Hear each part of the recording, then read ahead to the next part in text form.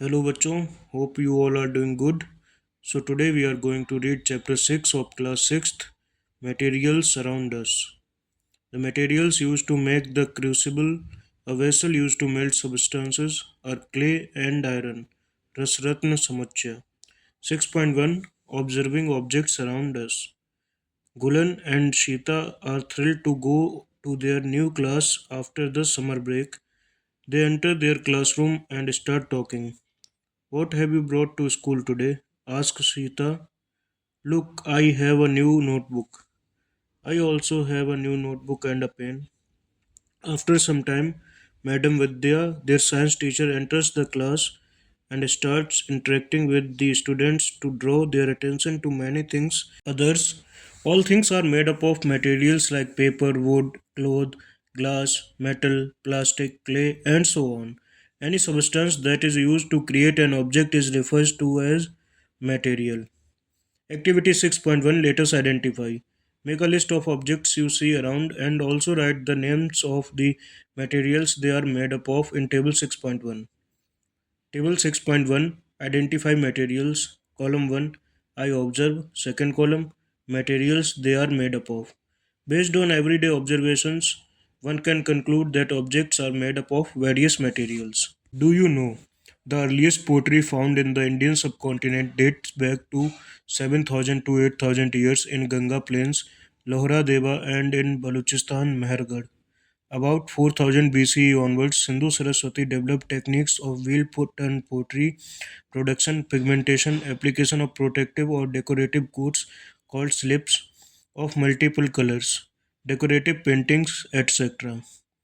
The techniques become further sophisticated during the Sindhu Saraswati, also known as Harappan civilization, 2600-1900 BCE, with a bright red surface painted with black colored designs displaying geometric patterns and aquatic and terrestrial animals.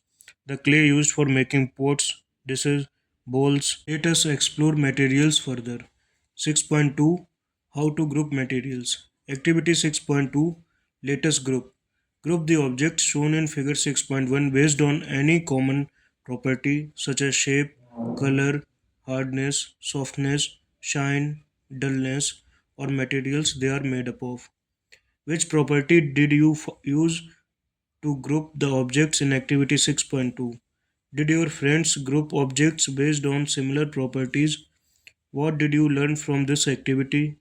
You must have noticed that an object can be made from different materials and some materials can be used to make more than one object. The method of arranging the objects into groups is called classification. Objects can be classified on the basis of a common property that they have. Similarly, we can classify materials based on certain properties. Activity 6.3 Let us think. Let us think of what materials can be used to make a tumbler. Fill in the names of the material in the spaces provided in figure 6.2. Why cannot a tumbler made of cloth be used for storing water? Would it be a good idea to use paper like materials for making cooking utensils? The materials that are required to make a tumbler should be capable of holding water. What decides which metal should be used for making an object? We choose a material to make an object depending on its properties and the purpose for which the object is to be used. We may use different material for making different parts of an object. For example, a pen may be made up of different materials like plastic, metal, and ink. Why are different materials used for making balls for various sports? Can a cricket ball be used to play tennis? Activity 6.4 Let us explore. Figure 6.3 illustrates a variety of balls that are of the same size but made up of different materials. Take each ball and drop it from a fixed height. Note the height to which the ball bounces and record it. In table 6.2, identify the ball that achieves the highest bounce. A tennis ball, a cricket ball, a hand exercise ball. Discuss in class other properties of sports balls such as size, color, texture, and how high they bounce, and understand why walls are made up of specific materials for specific sports. Observe figure 6.4 and group the objects in as many different ways as possible. You might have grouped these objects according to their shapes or by their color or materials they are made up of.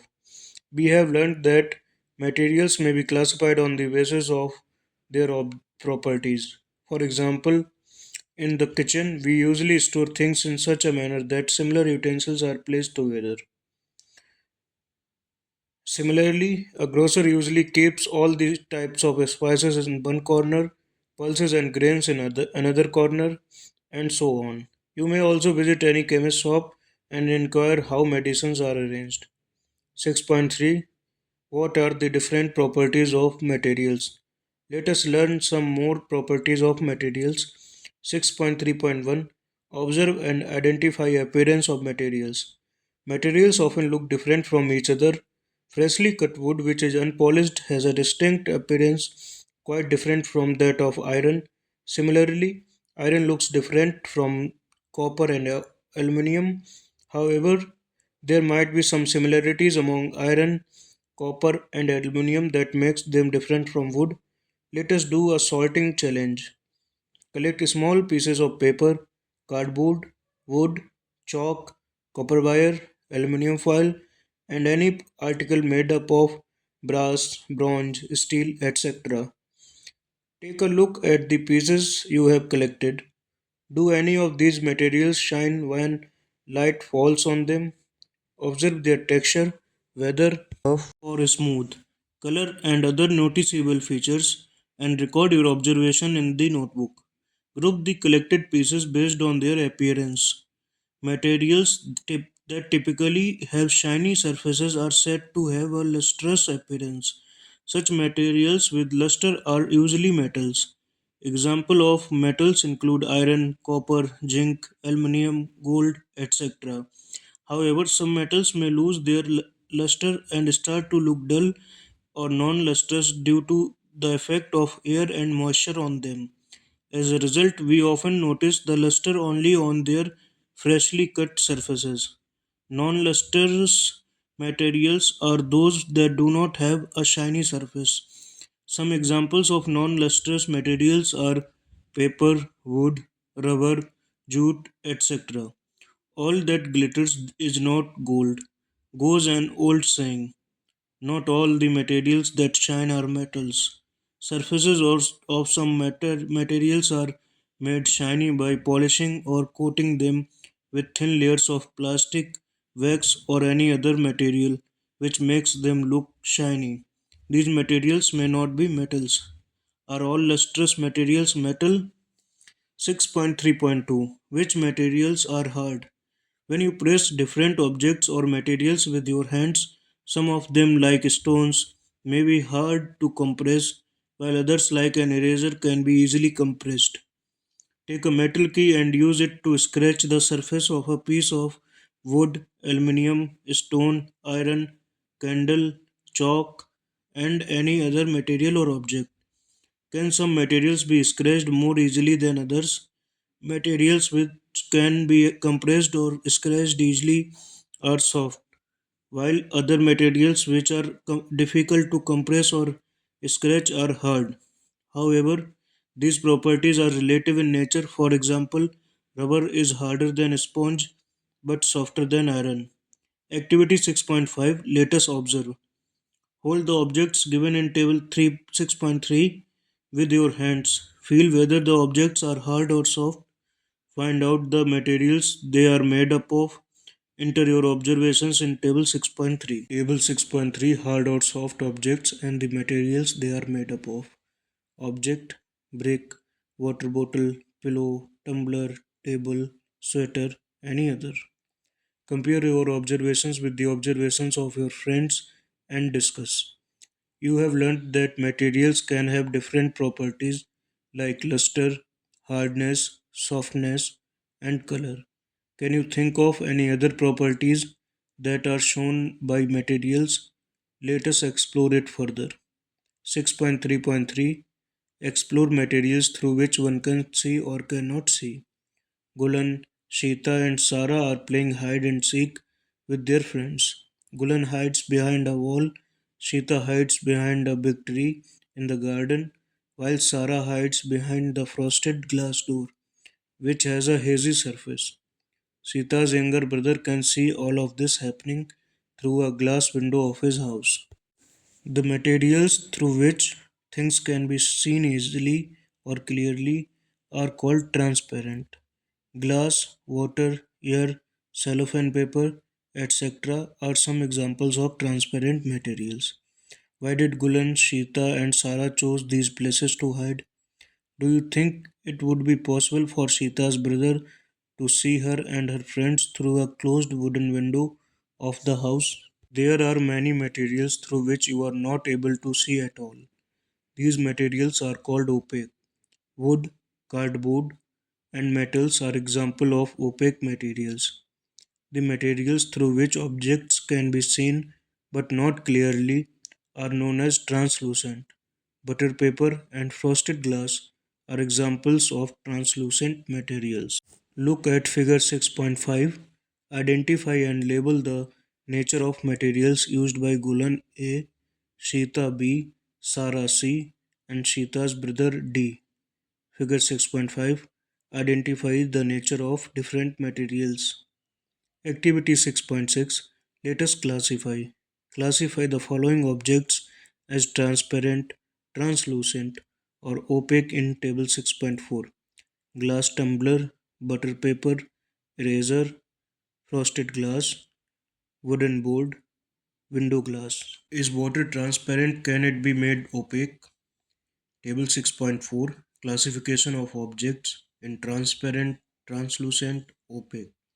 6.3.4. What is soluble in water? What is not?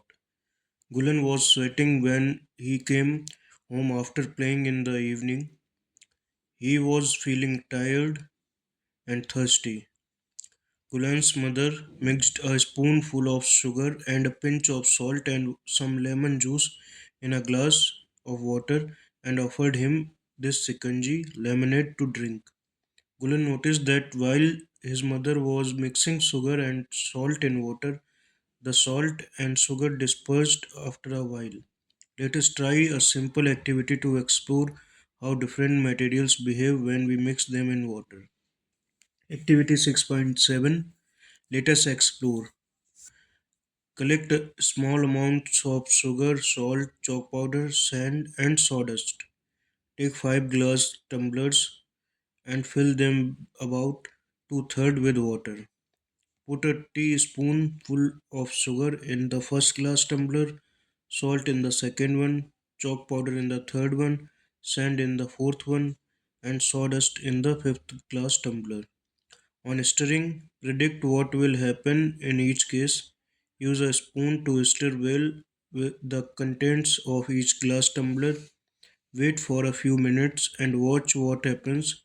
Write down your observations in table 6.5. Table 6.5. Mixing different materials in water. Prediction, observation, material. Material. Sugar, salt, chalk powder, sand, sawdust, any other. Does everything you put in water disappear? You might have noticed that some materials completely disappear when mixed in water. We say that these materials dissolve in water, or in other words, they are soluble in water. Figure 6.6a. Some materials do not mix with water and do not disappear even after we stir them for a long time. These materials are insoluble in water. Figure 6.6b. Water plays an important role in the functioning of our body because it can dissolve a large number of materials. Figure 6.6. What disappears, what does not? A. Soluble material in water. B. Insoluble material in water. Make your own ORS. ORS, oral rehydration solution, is used to treat dehydration due to diarrhea or other illness. These ready-made ORS packets are available in primary health centers and also in the market. Each packet is dissolved in a liter of water before use. If these are not available, ORS can be prepared at home by mixing 6 teaspoons of sugar and half teaspoon of common salt in 1 liter of boiled and cooled water. Do liquids like oil, vinegar, and honey dissolve in water? Explore. What about the gases present in water? Some liquids get completely mixed with water, some do not mix with water and form a separate layer when left undisturbed for some time. Similarly, some gases are soluble in water whereas others are not. For example, oxygen gas dissolves in water. It is very important for the survival of animals and plants that live in water. 6.3.5 How heavy or light? Activity 6.3 Let us measure. Let us take three identical paper cups or bowls. Fill each cup half with provided materials. Fill one with water, mark it as A, second with sand, mark it as B, and third with pebbles and mark it as C. Predict which one would be heavier and which one would be lighter. Weigh each cup using a balance figure 6.7 and record the readings in your notebook. Compare the data and infer which is heavier or lighter.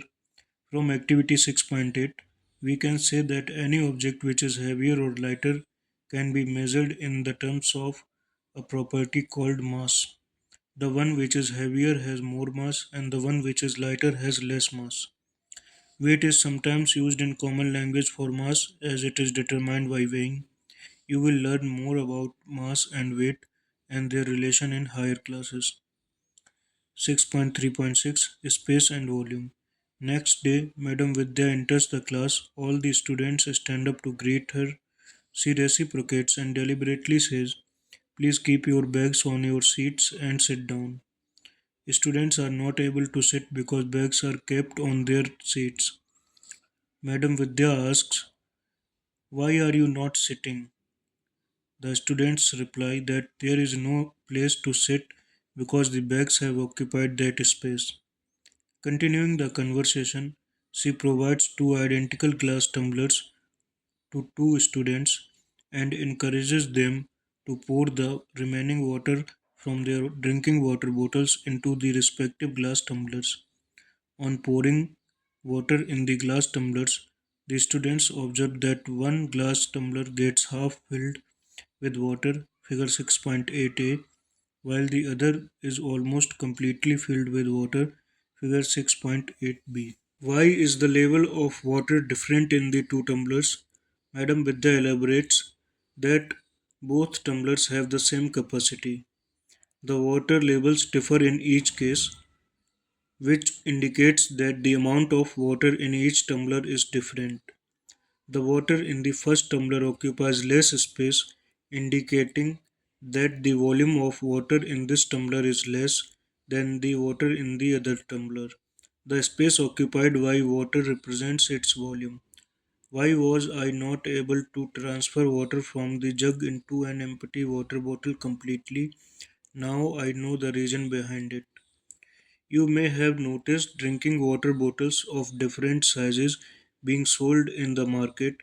Have you noticed 1 liter, 500 ml, 200 ml, etc. written as net quantity on the bottles? These indicate the volume of water in the bottles. The bottles of drinking water and milk are labeled as 500 ml, indicating the volume. Drinking water 500 ml, milk 500 ml. Now you have become familiar with many properties of materials. However, all materials do not possess all these properties. Are there any properties which can be shown by all materials? If yes, what are those? 6.4 What is matter? Mass and volume are the two properties that are possessed by all materials. Can we give a general name to anything that possesses these two properties? Anything that occupies space and has mass is called matter. The mass gives the quantity of matter and the units to measure it are gram g and kilogram kg. The space occupied by matter is its volume.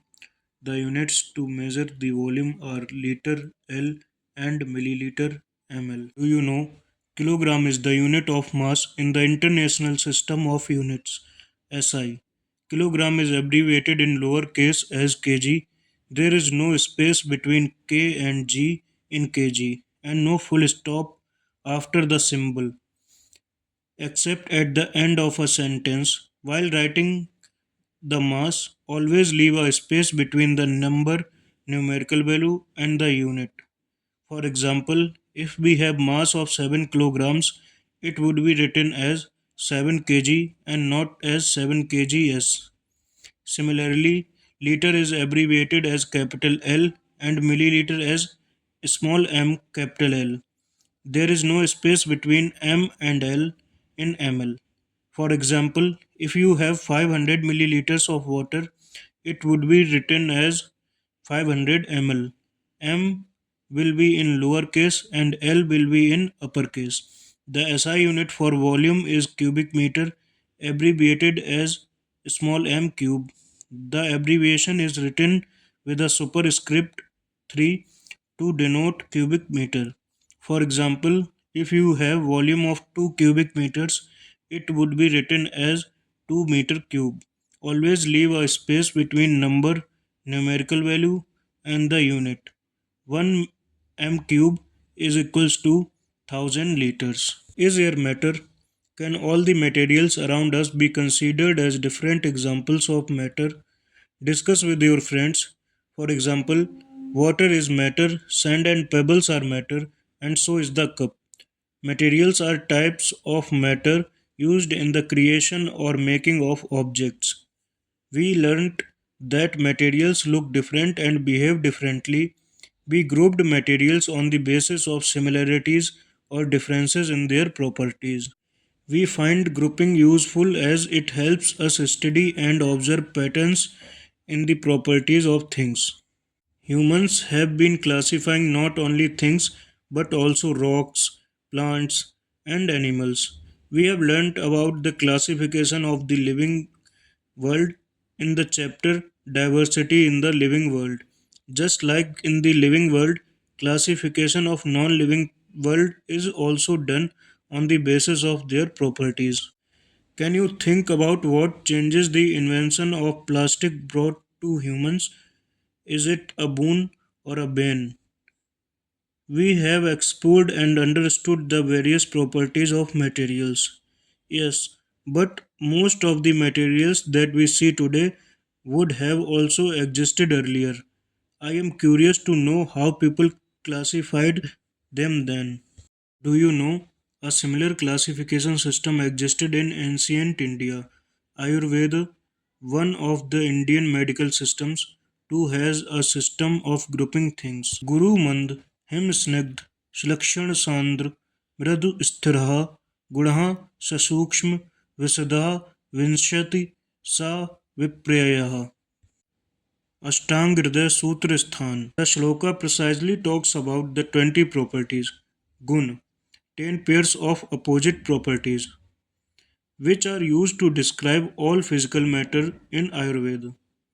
These properties can also be used to describe all living systems, plants, animals, and humans, the environment, and also food. These properties are: first, Garu, heavy, Lagu, light in weight; second, Mand, slow, Tikshna, quick, fast; third, Him, cold, Usna, hot; fourth, Snigdh, unctuous; Ruksh, dry; fifth, Slakshana, smooth; Khara, rough; sixth, Sandra, solid; Drav, liquid; seventh, Mridu, soft; Kathin, hard; eighth, Sthira, stable; Khal, moving, unstable; ninth, Sukshma, subtle, small; Sthul, big, gross; tenth, Vishad, non-slimy; Pikchula, slimy.